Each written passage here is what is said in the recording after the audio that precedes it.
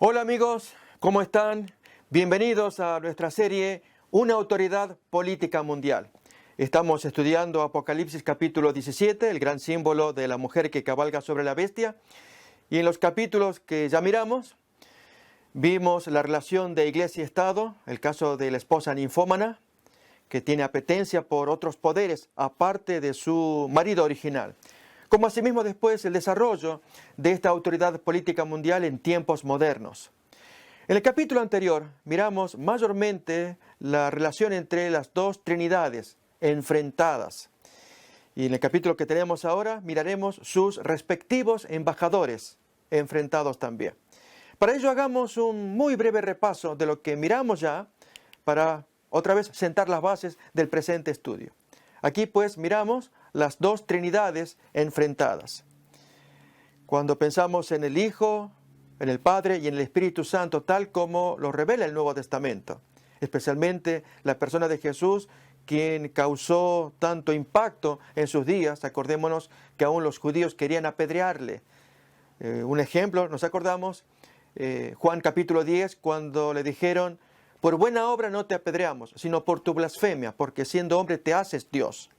Y Jesús no pidió excusa ni trató de disculparse ante el planteo, sino que al contrario, aceleró más, buscando el texto bíblico que justificaba la pretensión que él traía. Muy interesante el planteo de Jesús con respecto a su relación con el Padre, y lo mismo con respecto al Espíritu Santo, que era una novedad que le estaba trayendo desde Juan capítulo 14, nada menos que pocas horas antes de ser tomado preso y ser crucificado también.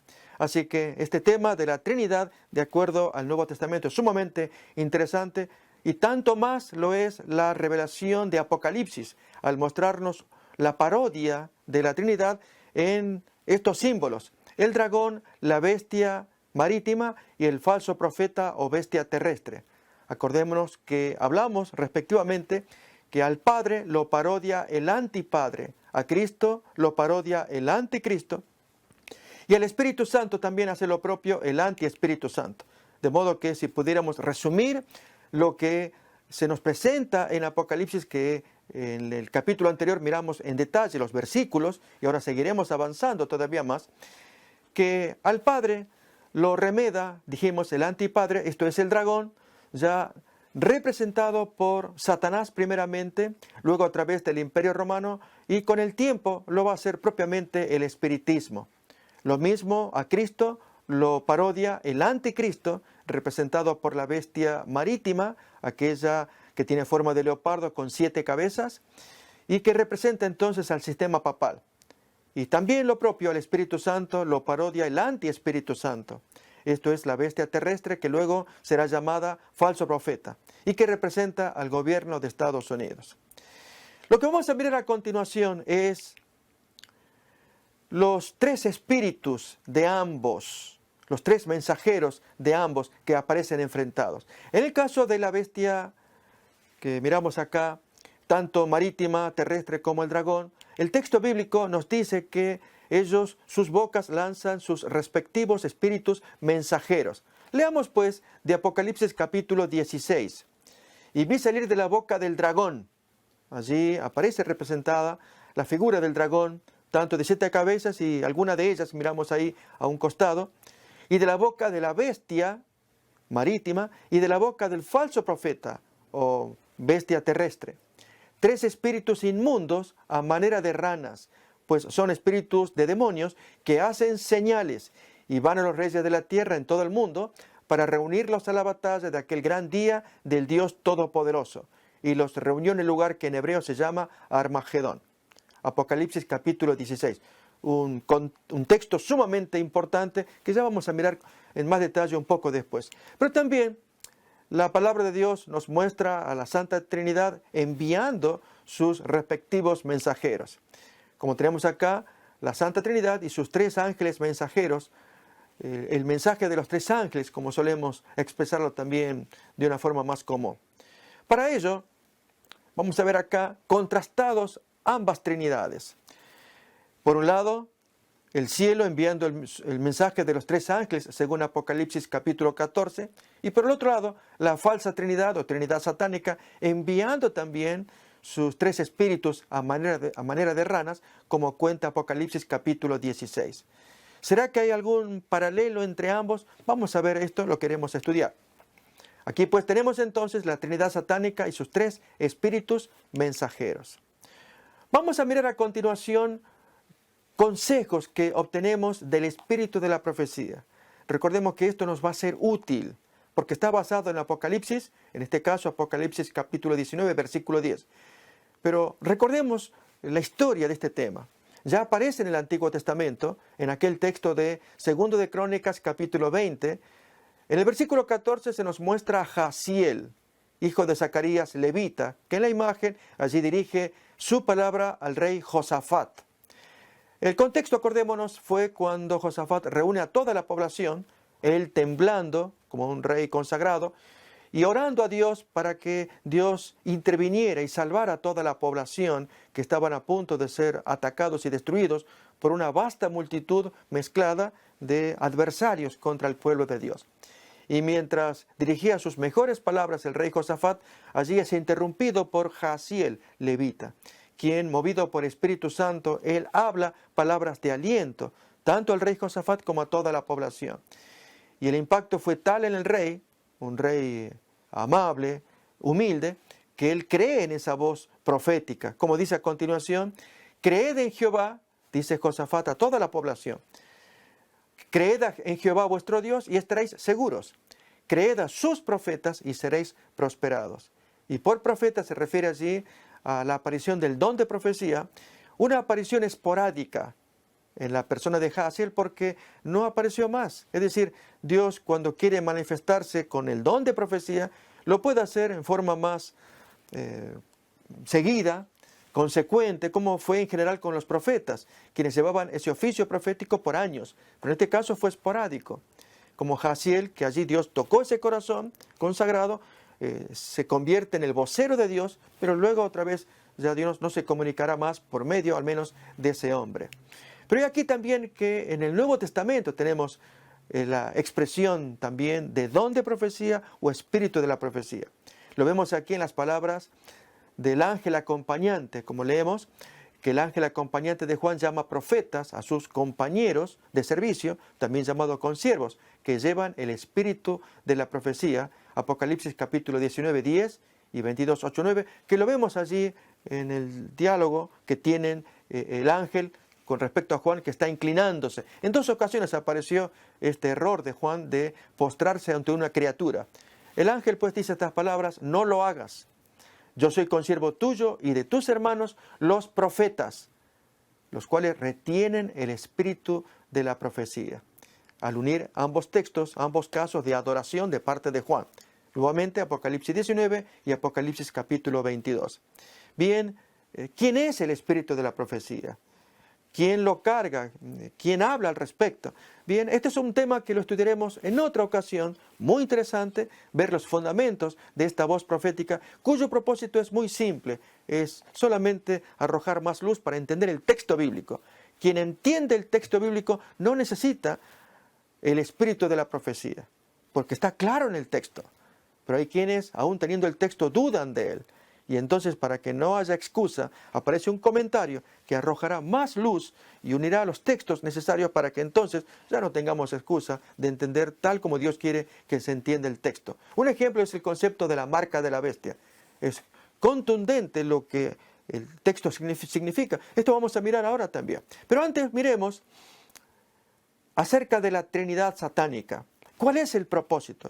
Vamos a leer desde el espíritu de la profecía. Recordemos que hasta este momento miramos tres grandes poderes. Esto fue una explicación que se dio en el tema anterior. Se abundó en detalles con versículos bíblicos también, aún incluso desde el otro capítulo del pseudo-mesianismo revelado. Acordémonos que habíamos citado el párrafo 675 del Catecismo de la Iglesia Católica, como también las notas editoriales de la Biblia de Jerusalén, capítulos 12 y 13. En fin, para no repetir el tema, solamente queremos decir que se ha argumentado bíblicamente al respecto. Pero miremos ahora una descripción del espíritu de la profecía sobre lo que se ha dicho con respecto a la Biblia. Esto aparece en el libro Conflictos de los Siglos, escrito por Elena White. En la página 645 aparece este comentario. Merced a los dos errores capitales, el de la inmortalidad del alma, la inmortalidad natural, y el de la santidad del domingo, Satanás prenderá a los hombres en sus redes. Mientras leo esta porción, permítame comentar. Acá se habla de errores capitales. Efectivamente, el de la inmortalidad natural del alma, que es un tema que lógicamente muchos hermanos evangélicos y católicos no apreciarían que se diga que se trata de un error, y menos un error capital. Sin embargo, esto lo estamos desarrollando en otra serie que hemos titulado Creencias populares al descubierto.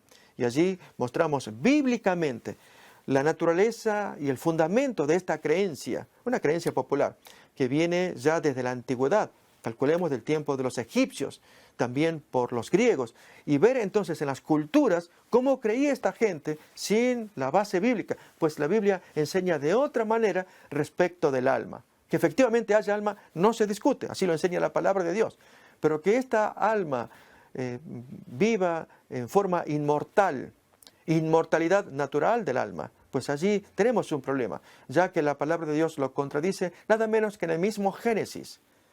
Y esto es, cuando Adán y Eva pecaron, se convierten en mortales. ¿Por qué? Porque el texto nos va a decir en el capítulo 3, en los últimos versículos, que Dios está interesado en que la pareja culpable no alargue su mano y tome también del árbol de la vida y coma, y el segundo error sea peor que el primero, y viva para siempre. Allí sí podemos hablar de un alma inmortal. Esto es, que luego de haber tomado del árbol prohibido, ya son pecadores.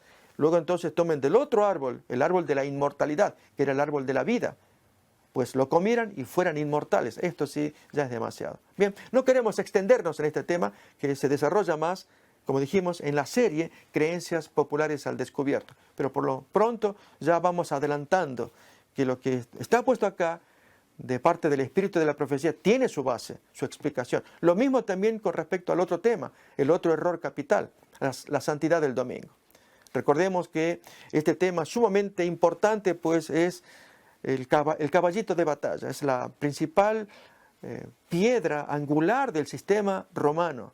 Acordémonos que así Lutero, que se separa de la Iglesia Católica para 1530, en la Confesión de Augsburgo, artículo 28, él se queja de la insistencia romana de la práctica dominical de Lutero, que Lutero, habiéndose separado de la Iglesia Católica, él no tenía derecho de retener algo de la Iglesia Católica si es que él quería vivir separado. Pues que busque otro argumento, otro día para adorar, pero no el domingo porque era patrimonio católico.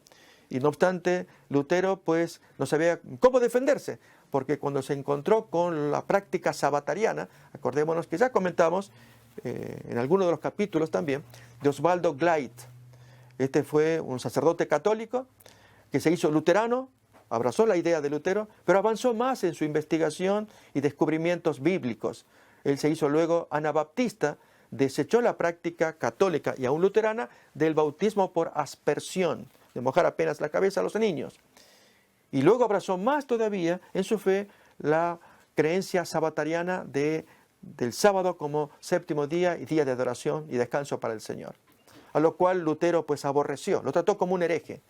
Y sin embargo, Osvaldo Gleit estaba más a tono con la postura católica. ¿Cuál era?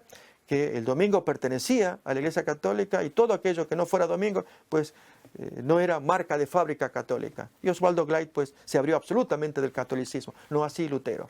¿Notamos esto? Entonces, con esto queremos decir que estos temas tienen su peso, su base, como estamos escuchando, de los dos errores capitales, el de la inmortalidad natural. La palabra de Dios enseña una inmortalidad condicional. La persona será inmortal a condición de obediencia y que en ocasión de la segunda venida de Cristo, cuando resuciten los que se han salvado por su gracia, desde Adán y todos aquellos que aunque cometieron pecado fueron salvados, no así Caín, por dar un ejemplo, ellos tendrán inmortalidad ya para siempre, pero hasta ese momento es condicional. Y es donde Dios tiene que evaluar en el juicio investigador el caso de cada cual. Bien, otra vez repasamos el pensamiento. Merced a los dos errores capitales, el de la inmortalidad del alma y el de la santidad del domingo, Satanás prenderá a los hombres en sus redes, mientras aquel, el de la inmortalidad del alma, forma la base del espiritismo. Este, el de la santidad del domingo, crea un lazo de simpatía con Roma. Los protestantes están en el medio. Y con ello ya hablamos de protestantes apóstatas, porque descuidaron el estudio de la palabra de Dios, nada menos que para trazar entonces, extender con sus brazos, vamos a leer el pensamiento, en un doble abismo, y los tres van a formar la triple alianza o trinidad satánica. Miremos cómo lo expresa el espíritu de la profecía. Los protestantes de los Estados Unidos serán los primeros en tender las manos a través de un doble abismo al espiritismo y al poder romano. ¿En qué sentido? Los protestantes que están en el medio, a través de la doctrina de la inmortalidad del alma, extienden su mano hacia el espiritismo, y a través de la santidad del domingo extienden su mano hacia el poder romano. Luego entonces sigue, y bajo la influencia de esta triple alianza, esto es, el espiritismo, que es Satanás, el protestantismo apóstata y el poder romano, ese país marchará en las huellas de Roma, pisoteando los derechos de la conciencia. Y esto es una obra asombrosa que esperamos se cumpla, de acuerdo a la profecía, cuando allí se habla de la marca de la bestia, la imagen de la bestia, y entonces no permitir que nadie pueda vivir, sino en lo que manden estos poderes, estos tres poderes. Miremos otro pensamiento más, también de Elena White, en su libro Testimonios para la Iglesia, el tomo 5, dice lo siguiente. Por el decreto que imponga la institución del papado en violación a la ley de Dios, nuestra nación, los Estados Unidos, se separará completamente de la justicia. Cuando el protestantismo extienda la mano a través del abismo para asir la mano del poder romano, cuando se incline por encima del abismo, del otro abismo, para darle la mano con el espiritismo, cuando bajo la influencia de esta triple unión, nuestro país repudie todo principio de su constitución como gobierno protestante y republicano y haga provisión para la propagación de las mentiras y seducciones papales, entonces sabremos que ha llegado el tiempo en que se verá la asombrosa obra de Satanás y que el fin está cerca.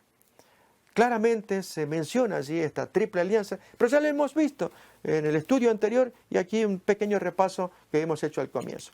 Pero ahora vamos a avanzar acerca del valor del primer ángel, qué es lo que trae. Y también incluiremos las citas, los pensamientos del espíritu de la profecía que nos va a ayudar a entender mejor qué se trae. O sea, el texto en sí es completo en sí mismo. Notemos entonces, esto trae el primer ángel. Apocalipsis capítulo 14, versículos 6 y 7. Vi volar por en medio del cielo a otro ángel que tenía el evangelio eterno para predicarlo a los moradores de la tierra, a toda nación, tribu, lengua y pueblo, diciendo a gran voz, temed a Dios y dadle gloria, porque la hora de su juicio ha llegado, y adorad a aquel que hizo el cielo y la tierra, el mar y las fuentes de las aguas. Permítame comentar este texto. Recordemos que queremos mirar a los embajadores enfrentados. Aquí tenemos 3 embajadores de parte de la Santa Trinidad, de los cuales estamos leyendo, ya el primer ángel, como también vamos a mirar los embajadores de la Trinidad satánica. Comentamos del primero. Aquí se nos dice que hay un ángel que vuela por encima del cielo. La palabra ángel deriva del griego ángelos, que significa mensajero. Por lo tanto, nos va a hablar de mensajeros humanos. Esto no es tanto un ángel biológico, físico del cielo, sino que lo representa. Está simbolizado por un ángel, por un mensajero que recorre el cielo, pero ahora cumplido en la persona, en el cuerpo de aquellos que aceptan el mensaje, que lo creen y lo predican, mensajeros humanos. Por lo tanto, esta es una obra mundial porque dice que abarca toda nación, tribu, lengua y pueblo. Además, el mensaje que esta gente trae se le llama evangelio y evangelio eterno. Por lo tanto, aunque trae elementos que parecen nuevos, sigue siendo el mismo evangelio que predicó Cristo. Acordémonos que Jesús había prometido la presencia del Espíritu Santo, el cual revelará todo lo que es mío y os lo hará saber. Él no hablará por su propia cuenta. Jesús mismo dice en San Juan 16 que había muchas cosas, le dice así a los discípulos, pero no la podéis sobrellevar. Pero cuando venga el Espíritu de verdad, Él os guiará a toda verdad. Por lo tanto, las revelaciones que aparecen posteriores en el Nuevo Testamento, tal el caso de las revelaciones del apóstol Pablo, fueron tremendas, como la justificación por la fe y tantas otras doctrinas que miramos allí en el Nuevo Testamento, como en este caso en Apocalipsis, proceden de la mente de Cristo, pero expandidas por el Espíritu Santo, y entonces llega a manos de Juan, que lo escribe, y los creyentes en nuestro tiempo tienen que leerlo y tratar de descifrar los símbolos, porque Dios lo puso en símbolos. Acordémonos del propósito de Apocalipsis, y fue que Dios quiso enmascarar un mensaje en símbolos, ya que escrito en el año 95, acordémonos, a poco de haber sido salvado milagrosamente Juan del intento de asesinato del emperador Domiciano, cuando lo metió en el aceite hirviente de una caldera. Esto lo cuenta Tertuliano, que muere por el año 220, en su libro Prescripción contra los herejes, en el capítulo 36. Ahí cuenta esa historia. Y entonces esta historia se corrió por muchos lados. Y allí se cuenta que entonces Juan fue tomado preso. Él era pastor en Éfeso, llevado a Roma, como era el último sobreviviente de los grandes líderes del cristianismo. Y Domiciano, hermano de Tito, hijo de Vespasiano, desató una persecución, como Nerón, contra los cristianos. El punto que este hombre se vuelve loco por esa apetencia de adoración. Juan pues es preservado, él no acepta adorar a una criatura, y entonces es desterrado a la isla de Patmos. Y en la isla de Patmos, allí es donde él tiene estas visiones que estamos comentando acá. Bien, este mismo Juan, él es el que escribió el Evangelio de Juan, conocido el Evangelio según Juan, como también el Apocalipsis, al cual se dice, este es el Evangelio eterno, y por lo tanto contiene elementos que son sumamente valiosos de descifrar. Y decíamos que el mensaje había sido enmascarado en símbolos para proteger tanto al autor, tanto el contenido, como también a los lectores. ¿Por qué? Porque se hablan allí de los poderes enemigos, simbolizados. En el caso de poner la bestia perseguidora, pues en ese tiempo se creía que era el Imperio Romano y cumplía el propósito de ver en el poder enemigo allí el adversario que podría sofocar la fe. Los creyentes pues identificaban al enemigo, se unían entre sí como hermanos creyentes, recordemos las catacumbas, mientras soportaban la persecución. Pero así entonces el Apocalipsis corría de boca en boca mediante la tradición o por escrito. Y recordar bien lo que decía el texto, ¿sí?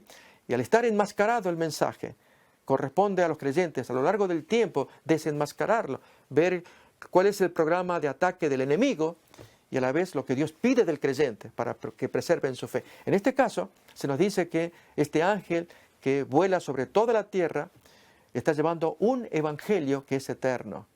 Y por lo tanto no puede haber contradicción entre lo que se enseña en Apocalipsis con lo que traen los evangelios o hechos, donde predican los apóstoles también. Pero ¿qué es el mensaje? Dice allí, temed a Dios y dadle gloria, porque la hora de su juicio ha llegado. Efectivamente, con estos tres mensajes, allí nomás en el capítulo 14, a continuación se va a presentar el advenimiento de Cristo, también en forma simbólica. Cuando allí se dice a un ángel, echa tu hoz y vendimia, cosecha el trigo, la uva, etc. Hablando, representando la segunda venida de Cristo. Pero entonces dice allí, la hora de su juicio ha llegado. Y por lo tanto es una hora solemne, porque como ocurre con todo juicio, y si el ser humano, todo ser humano es juzgado, pues cada uno tiene que verse preparado, de modo que cuando el ojo escrutador de Dios comienza a mirar y a juzgar, y uno tiene que estar en las condiciones óptimas, en paz con Dios. Acordémonos que ese ojo escrutador, lo revela el libro de Daniel, pasó por el reino de Babilonia, y especialmente por aquel gran salón donde estaba Belsasar, celebrando su idolatría, bebiendo vino con sus concubinas, sus príncipes, adorando los dioses falsos y trayendo los vasos sagrados del templo prohibidos para él. Y allí ya Dios lo sentenció. Acordémonos con la escritura en la pared. Bien, acá es algo similar, que el juicio comienza. La pregunta que surge es, ¿quién lo predicó? ¿Cuándo ocurrió? ¿Hubo tal cosa como algún movimiento humano que predicara estas cosas del advenimiento del juicio? Bien, eso queda pendiente por mirar ahora. Pero sigamos leyendo el texto. Dice, porque la hora de su juicio ha llegado y adorad, notemos esto, al Creador. Y en este tema es sumamente importante porque para el final del tiempo, antes de la venida de Jesús, Dios se presenta no solamente como juez, se presenta como el dueño creador de este mundo. Y el recuerdo que quedó de su creación, ¿cuál fue? Acordémonos que cuando Adán y Eva fueron echados del Edén, ellos solamente pudieron llevarse 3 cosas del Edén. ¿Pensamos esto alguna vez? La primera, se llevaron la ropa que Dios les puso por el pecado cometido. Se sacrificó un animal, entonces se los vistió y cuando se los echó del Edén, eso es lo que ellos se llevaron. Eso fue una. Pero esto es algo físico, pero 2 cosas mucho más valiosas ellos se llevaron. ¿Cuál es? La institución del matrimonio. Allí Dios formó el matrimonio entre hombre y mujer heterosexual. Ese es el modelo que Dios dejó. Y como dueño del modelo, Él viene a hacer un juicio. Es un pensamiento solemne que trae aquí el primer ángel. Pero además, Adán y Eva se llevaron otra institución más. Si la una fue creada en el 6º día, la otra fue creada al día siguiente. ¿Cuál es? La santificación del sábado. Es así como nos lo presenta Génesis capítulo 2, versículo 3, donde dice que Dios no solamente descansó, no solamente bendijo el 7º día, sino que también lo santificó. Y hacer santa una cosa, consagrada, significa haberla separado. Algo santificado es algo consagrado, separado. Y efectivamente el 7º día de la semana es separado de los otros 6 días comunes, profanos, normales, vulgares, digamos así. Pero este no, este está santificado. Y es que Dios lo santificó y cada vez que el hombre pase por ese segmento de tiempo de 24 horas, ¿cuál es el 7º día? Debe recordar, es un día hecho santo desde la misma creación, como lo fue también el matrimonio, que fue creado heterosexual. Y cuando uno cambia los modelos, pues entra en problemas con el Creador, que a la vez es el juez. Así que de esto trata también el mensaje. Adorad a aquel que hizo el cielo y la tierra, el mar y las fuentes de las aguas. Miremos ahora a continuación lo que nos va a decir el espíritu de la profecía, en un comentario que leemos a continuación. Recordemos, el concepto de espíritu de la profecía se basa en Apocalipsis capítulo 19, 10, texto que hemos leído, y capítulo 22, 8 y 9. Pero este es el comentario que escribe Elena White. La profecía del mensaje del primer ángel, revelada en la visión de Apocalipsis 14, encontró su cumplimiento en el movimiento adventista de 1840 a 1844. Qué interesante será estudiar qué pasó en ese tiempo, quiénes fueron los agentes, los involucrados, los protagonistas de esa situación. Pero seguimos leyendo más todavía. Tanto en Europa como en América, algunos hombres de fe y oración se sintieron profundamente conmovidos cuando su atención se concentró en las profecías. Y al examinar el registro inspirado, descubrieron evidencias convincentes de que el fin de todas las cosas estaba cerca.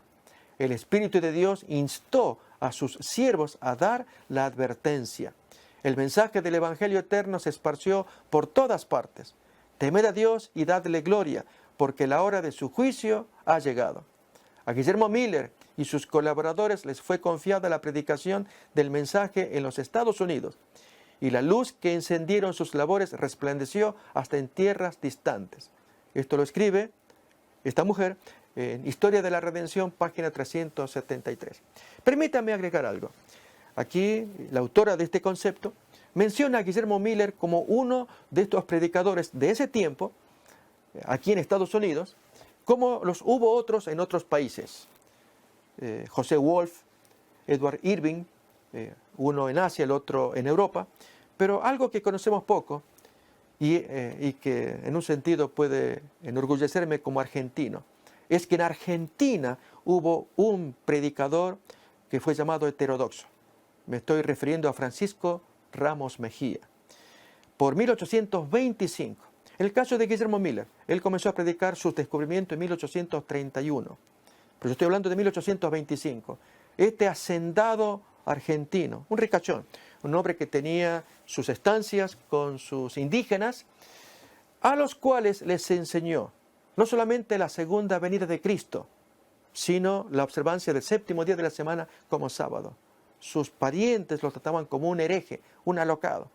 El hombre había descubierto estas cosas leyendo literatura de otros que le habían precedido, entre ellos Manuel Lacunza, que murió en 1801, y él publicó en su material La venida del Mesías en gloria y majestad, del cual también leyeron próceres argentinos como Belgrano y otros. Traigo esto a colación para decir que ese tiempo de los 1800 fue un tiempo fértil en que en diferentes partes del mundo estaban leyendo la palabra de Dios y descubriendo verdades asombrosas y que estaban predicándolas, transmitiéndolas por escrito y a viva voz.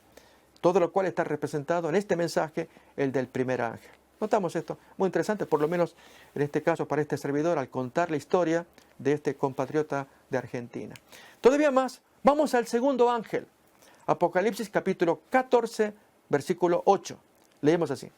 Y otro ángel le siguió diciendo, ha caído Babilonia, aquella gran ciudad, porque ella ha dado a beber a todas las naciones del vino del furor de su fornicación. Recordemos que este texto lo hemos visto también en el primer capítulo de esta serie, cuando hablamos de aquella esposa ninfómana, la relación de Estado-Iglesia. Aún incluso nos animamos a traducir el texto de otra manera, más moderna, si me permiten, para entender qué violento es. Tal vez uno está acostumbrado a leerlo, pero al verlo de otra manera. Lo leo otra vez.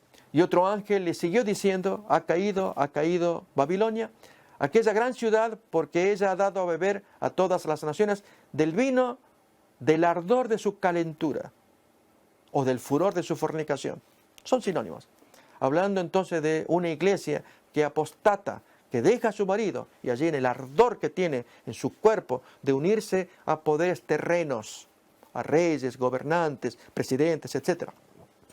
Esta denuncia se tiene que dar, pero aquí que este mensaje viene ya unido, compactado con 3 mensajes, recordemos. Este es el segundo.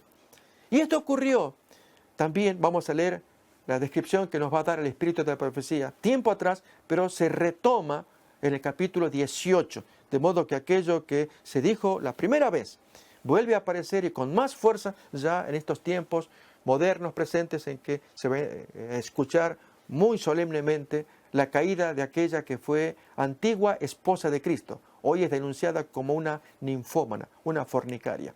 Leemos pues entonces de Elena White el siguiente comentario. El mensaje del segundo ángel de Apocalipsis 14 fue proclamado por primera vez, abiertamente, en el verano de 1844. Estamos hablando aproximadamente mediados del año 1844. Y se aplicaba entonces más particularmente a las iglesias de los Estados Unidos de Norteamérica, las cuales no estaban creyendo el mensaje que Guillermo Miller estaba trayendo del advenimiento del juicio y de la segunda venida de Cristo, que él entendía que Jesús venía. Y entonces aquella gente que no quiso escuchar, tenía otra opinión respecto de la venida de Jesús, que antes debía venir un milenio de paz y alegría, entonces luego quizás venía el Señor. Esto aparece en el Conflicto de los Siglos, página 440. Bien, lo cierto es que aquí abiertamente se va a predicar, pero miremos más todavía. Cuando las iglesias, a las proclamaciones del segundo advenimiento hechas por los milleristas, los seguidores de Guillermo Miller, recordemos que él fue el principal gestor de esta predicación aquí en América, como Irving lo hizo en Europa, José Wolf en Asia y Francisco Ramos Mejía lo hizo en Argentina. También el chileno Lacunza, sacerdote católico, pero para evitar la persecución él enmascaró su nombre como un judío convertido y así publicó su libro. Se caracterizó por su fecunda literatura que afectó a tanta gente. Bien, lo cierto es que el primer ángel estaba corriendo ya, pero estamos hablando del segundo ahora. Cuando las iglesias, a las proclamaciones del segundo advenimiento hechas por los milleristas, respondieron con la expulsión de los miembros y clérigos adventistas, es decir, milleristas a la vez que esperan el advenimiento. Carlos Fitch, comenzó en el verano, en el sermón de julio 26 de 1843, de manera solitaria, a añadir al mensaje de la hora del juicio del primer ángel, el clamor del ángel: ha caído Babilonia, y de un mensaje similar: salid de ella, pueblo mío, que aparece en el capítulo 18, que se repite el mensaje, pero se le da ahora un énfasis mayor: sálganse, sálganse. Esto cuenta Apocalipsis 18, versículo 4. Este mensaje llegó a su culminación durante el movimiento del séptimo mes en el verano y otoño, agosto-octubre del año 1844, con las predicaciones de Samuel Snow. Este es otro comentario que trae también Elena White. Miremos ahora a continuación respecto del tercer ángel. Así estamos mirando los textos. Este quizás sea el más terrible, porque va a hablar contra la bestia y contra todo su sistema. Se lo denuncia, pero a la vez se denuncia un castigo sumamente terrible, quizás el más terrible de toda la Biblia, dado jamás a un mortal. Leámoslo. Apocalipsis capítulo 14, acá se ve, van a leer 9 y 10, luego el 11. Y el tercer ángel los siguió, diciendo en alta voz: si alguno adora a la bestia y a su imagen, y toma la marca en su frente o en su mano, este también beberá del vino de la ira de Dios. Mientras que la ramera tiene su copa, su vino también, aquí se habla de otra copa, y es la ira de Dios, el cual está echado puro en el cáliz o en la copa de su ira, y será atormentado con fuego y azufre delante de los santos ángeles y delante del Cordero. Veremos ahora a continuación, en esta nota, vemos acá, que dice: nótese el desenlace de los dos cálices, la copa de la ramera y la copa de la ira de Dios. Este es un comentario que trae este servidor. Porque sus pecados han llegado hasta el cielo y Dios se ha acordado de sus maldades. En el cáliz que ella preparó bebida, es decir, el vino de sus abominaciones, preparadle a ella el doble de castigo. Esto nos lo va a dar Apocalipsis 18, versículos 5 y 6, allí se menciona ello. La ramera gustará en su propio cáliz, ese cáliz de abominaciones. Ahora lo pone allí. Otro vino, beberá del vino de la ira de Dios. Ya no el vino de la fornicación que le da y entontece a la gente. Ahora bebe el vino de la ira de Dios, que ha sido vaciado puro en el cáliz de su ira. Apocalipsis capítulo 14, 10, que estamos leyendo aquí como parte del tercer ángel. Notamos, el mensaje es violento contra la ramera, que ella usa su copa de fornicación para que entontezca a la gente, ¿sí? Un vino lleno de abominaciones, son las doctrinas que la caracterizan. Y ahora Dios prepara al revés, a esa copa le echa su ira para que se lo trague purito. Y entonces así sea castigada esta ramera. Un mensaje muy solemne de parte de Dios contra este fenómeno universal del cual estamos estudiando cuando hablamos en esta serie una autoridad política mundial. Todavía más, el mensaje continúa. Miremos Apocalipsis 14, 9 al 11. Y el humo del tormento de ellos sube para siempre jamás. Y no tienen descanso ni de día ni de noche los que adoran a la bestia y a su imagen, ni cualquiera que recibe la marca de su nombre. Notamos que está muy fuerte el castigo y especialmente la amenaza. Pero miremos en las palabras de Elena White, del Espíritu de la Profecía, un comentario que ella publicó en 1899 en un periódico, Signs of the Times, Señales de los Tiempos, que dice así: la amonestación más solemne y la más terrible amenaza profética contra los mortales es la que está contenida en el mensaje del tercer ángel. El pecado que suscita o levanta la ira de Dios sin mezcla de misericordia debe ser del carácter más nefando, de lo más horrible a la vista de Dios. Por lo tanto, qué importante es considerar estos puntos. Notamos que los comentarios de Elena White a lo sumo son como una lupa que al ponerlos encima del texto se agranda, se ve con más claridad. Qué solemne es el texto que estamos leyendo allí del ángel que circula en el cielo, dando ese mensaje. Pero aquí entonces que el mensaje del tercer ángel termina con una nota de esperanza también, de aliento. Noten cómo dice, aquí termina el mensaje del tercer ángel. Aquí está la paciencia de los santos, los que guardan los mandamientos de Dios y la fe de Jesús. Si no había respiro, dice, no tienen descanso, ni de día ni de noche, y son atormentados para siempre jamás, y que se les vacía puro en el cáliz de la ira de Dios. En fin, estamos recordando, parafraseando la amenaza principal del mensaje del tercer ángel. No obstante, hay un escape, y eso es lo que importa. Y el escape es este: los mandamientos de Dios. Aquí está la paciencia, el aguante de los santos, y es volcarse a los mandamientos de Él y la fe de Jesús. Notemos el comentario que también va a dar el espíritu de la profecía. Cuando pasó la fecha fijada para 1844, hubo un tiempo de gran prueba para los que conservaban aún la fe adventista de los mileristas. Esta es otra historia para contar en algún momento, ya lo haremos oportunamente. Su único alivio en lo concerniente a determinar su verdadera situación fue la luz que dirigió su espíritu hacia el santuario celestial.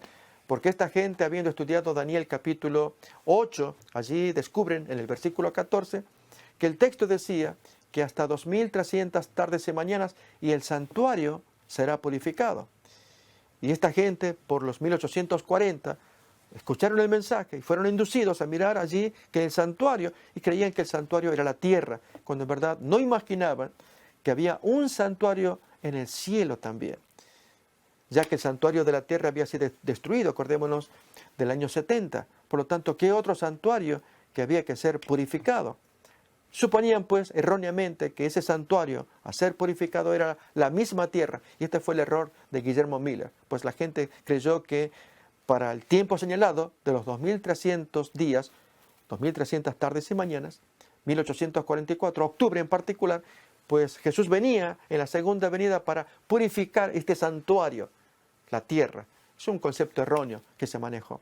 Lo cierto es que, producido el chasco, era natural. Jesús no estaba, la profecía no hablaba de que Jesús venía aquí a la tierra, sino más bien que purificaba el santuario. Pues al mirar el santuario, allí descubren con textos de Hebreos 8, Apocalipsis 11 y tantos otros textos que hay un santuario en el cielo y que había que ser purificado. La pregunta es, ¿purificarlo de qué? ¿De qué está sucio ese santuario en el cielo? Pues mi querido amigo, el santuario del cielo se ensucia cuando los ángeles anotan tu pecado y el mío. Y allí se anotan los registros del cielo, y todos esos registros de millones de personas y cuántos pecados que se cometen están anotados en el cielo. Y en algún momento comienza la limpieza, es lo que se llama el juicio investigador, empezar a averiguar los casos de todos. Y con la aprobación entonces ya quedan señalados, sellados, los 144.000. Y entonces escapan a la gran destrucción de aquellos otros que se dejaron poner la marca. Reitero otra vez la lectura. Cuando pasó la fecha fijada para 1844, hubo un tiempo de gran prueba para los que conservaban aún la fe adventista. Su único alivio en lo concerniente a determinar su verdadera situación fue la luz que dirigió su espíritu hacia el santuario celestial. Pues el texto de Daniel 8:14 hablaba de ello, un santuario, pero había que mirarlo allá arriba y no aquí simbólicamente el santuario de la tierra. Mientras esperaban, velaban y oraban para conocer la voluntad de Dios, llegaron a comprender que su gran sumo sacerdote había empezado a desempeñar otro ministerio, dice el texto allí, y siguiéndole con fe, fueron inducidos a ver además la obra final de la iglesia. Obtuvieron un conocimiento más claro de los mensajes de los primeros ángeles, el primero y el segundo, y quedaron preparados para recibir y dar al mundo la solemne amonestación del tercer ángel de Apocalipsis 14. ¿Cuál es la nueva luz que estaban recibiendo? Pues el mensaje del tercer ángel ya lo traía. ¿Qué decía? Aquí está el aguante de los santos, los mandamientos de Dios. Efectivamente, el último pueblo que quedará en la tierra será el pueblo que defenderá la ley de Dios, los 10 mandamientos. Y esto es lo que Dios está esperando, que su pueblo lo esté haciendo. Y lo hace, y cuánta gente que oye, que se suma, y cuánta gente que oye y que se resiste o aún combate el mensaje. Pero aquí que entonces también tenemos al partido opuesto. Así como teníamos de parte del cielo el mensaje de los 3 ángeles que describimos así rápidamente, lo propio también de la Trinidad satánica, que tiene también sus 3 espíritus demoníacos, de lo cual vamos a comentar a continuación. Miremos aquí la plaga de las ranas en Egipto. Acordémonos que el texto ¿Cómo nos decía? 3 espíritus inmundos a manera de ranas. Esos son los 3 mensajeros. Bien, ese texto está inspirado en una de las plagas de Egipto, la plaga de las ranas. Leamos el texto, vamos a mirar con más detalle. Allí era insoportable porque se nos menciona que hubo un remedio a este milagro hecho por Aarón, por Moisés, de parte de Dios. Notemos acá el texto de Éxodo 8, los 7 primeros versículos. Leemos así. Entonces Jehová dijo a Moisés: entra a la presencia de Faraón y dile: Jehová ha dicho así, deja ir a mi pueblo para que me sirva. Y si no lo quisieres dejar ir, he aquí, yo castigaré con ranas todos tus territorios. Y el río criará ranas, las cuales subirán y entrarán en tu casa, en la cámara donde duermes, y sobre tu cama, y en las casas de tus siervos, en tu pueblo, en tus hornos, en tus artesas. Y las ranas subirán sobre ti, sobre tu pueblo, y sobre todos tus siervos. Y Jehová dijo a Moisés: di a Aarón: extiende tu mano con tu vara sobre los ríos, arroyos y estanques, para que haga subir ranas sobre la tierra de Egipto. Entonces Aarón extendió su mano sobre las aguas de Egipto, y subieron ranas que cubrieron la tierra de Egipto. Y notemos, este es el detalle importante de esta porción. Y los hechiceros hicieron lo mismo con sus encantamientos, e hicieron venir ranas sobre la tierra de Egipto. ¿Qué es lo que pasa en esta circunstancia? Pues Faraón debía tomar una decisión respecto del mandato de Dios. Dios venía hablando por medio de sus siervos, dando orden a Faraón de que libere al pueblo esclavizado. Y con cada señal, pues Faraón miraba y veía, primeramente llamaba a sus hechiceros para imitar. Así pasó desde la primera señal. Y al ver que los hechiceros, que Satanás, mediante sus hechiceros, imitaba el milagro, pues esto fortalecía la incredulidad de Faraón. Y los despachaba diciendo: si ustedes hacen trucos, mis hechiceros también los hacen. Y si ustedes pretenden con esto infundirme miedo, pues sepan que acá es truco de parte de ustedes. Porque acá ustedes lo están mirando. Mis siervos, mis hechiceros también tienen poder semejante a ustedes. Bien, lo cierto es que efectivamente a cada milagro de las plagas de Egipto, Faraón recurría a sus hechiceros, como en el caso de las ranas. Hubo casos en que los hechiceros no pudieron hacerlo, el poder de Dios era superior, como el caso de los sarpullidos. Hasta los mismos hechiceros sufrieron esta plaga del sarpullido. Bien, pero miremos ahora en un texto del Nuevo Testamento, donde Pablo, en la carta a Timoteo, segunda carta, capítulo 3, escribe lo siguiente acerca de estos hechiceros. Y de la manera que Janes y Jambres resistieron a Moisés, así también estos resisten a la verdad, hombres corruptos de entendimiento, réprobos en cuanto a la fe. Segunda de Timoteo 3:8. Solo que de Janes y Jambres no hay registro en el Antiguo Testamento por nombre. Sabemos que fueron hechiceros de Faraón, pero no se dan los nombres. Excepto el Targum del pseudo Jonatán, cuando comenta, Targum es un comentario de los textos bíblicos, comentando Éxodo 7:11, allí aparecen los nombres ya antes de que Pablo escribiera, ya estaba el Targum corriendo, y entonces Pablo toma de allí y pone nombre y apellido a esta gente. Lo que importa es que estas son las personas puestas por Faraón para contrahacer, para falsificar, para imitar y con ello resistirse a la voluntad de Dios. Ya vamos imaginando en qué consiste la labor de los 3 espíritus inmundos a manera de ranas, pues van a contrahacer el mensaje de los 3 ángeles, induciendo a los reyes de la tierra que no crean, sino que crean a los mensajes que ellos traen, a los milagros que traen. Algo asombroso, algo repugnante. Pero sin embargo, vamos a leer un poco después el texto. ¿A dónde conduce esto? Miremos acá entonces nuevamente que de la boca de la Trinidad satánica, de cada miembro de la Trinidad. Por un lado tenemos allí al dragón, y de su boca sale un espíritu a modo de rana. Luego de la boca de la bestia marítima, que tiene 7 cabezas, boca de león, cuerpo de leopardo y patas de oso. También de su boca sale un espíritu inmundo. Y del tercer poder, la bestia terrestre, llamada falso profeta, también sale de su boca un espíritu inmundo.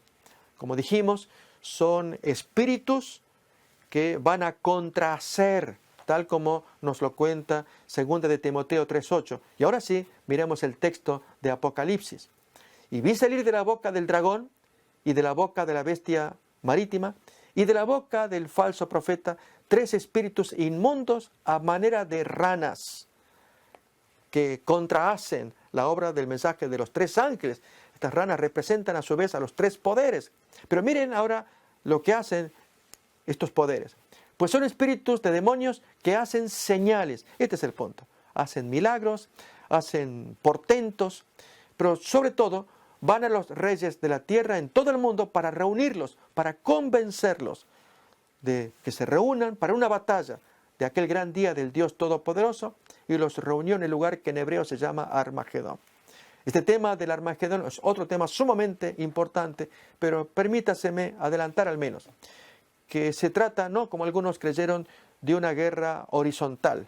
Esto es, de alguna pelea entre una potencia del Oriente contra alguna de Occidente, que si el Armagedón se verificaría con las bombas nucleares de Corea del Norte contra Estados Unidos y Estados Unidos contra Corea del Norte, como ocurrió en tiempos de la Segunda Guerra Mundial, que mucha gente creía pues que allí ya estaba el Armagedón. Y efectivamente, con la gran conflagración, la gran guerra que hubo, tanto la Primera como la Segunda Guerra Mundial, ¿cuántas personas no creían en ello, que ya era el fin de todas las cosas? Estaba ya a las puertas del Armagedón. Bien, el punto es que no se trata de una guerra de naturaleza horizontal, sino más bien vertical. Es entre el cielo y la tierra, entre una Trinidad y la otra, donde aquí la Trinidad del cielo manda sus 3 mensajes angélicos con mensajes certeros, tremendos, profundos. A su vez, la Trinidad satánica manda sus propios emisarios para contrahacer, para debilitar, para embaucar, pero a la vez también para enfrentar este mensaje, que no se le crea y que en verdad más bien se reúnan a todos los potentados de la tierra y reunirlos para exterminar en aquella batalla llamada Armagedón a todos los santos que se oponen a la marca de la bestia. Es algo tremendo y no obstante tan importante de conocer. Pero vamos a mirar a continuación el cumplimiento de este símbolo. Acá lo tenemos.